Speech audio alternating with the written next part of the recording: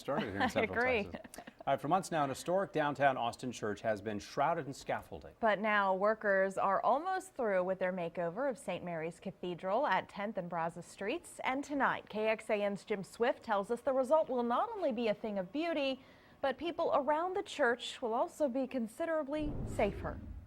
Started in the late 1870s and finally dedicated in 1884, St. Mary's Cathedral began life without bell towers. They came later, in about 1906.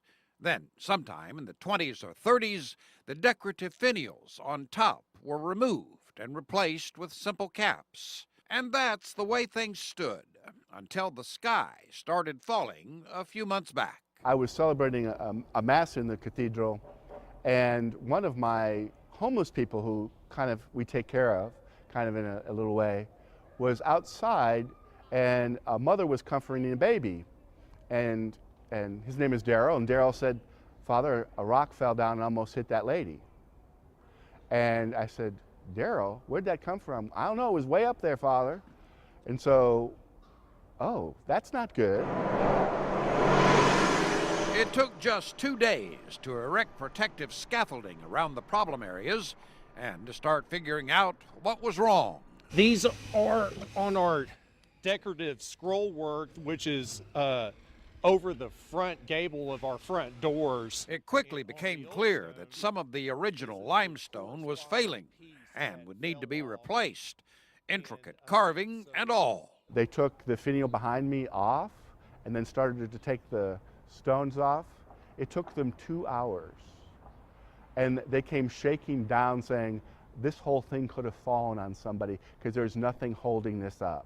That was probably the most frightening part for our masons, was that west tower, because that's right on that intersection of 10th and Brazos.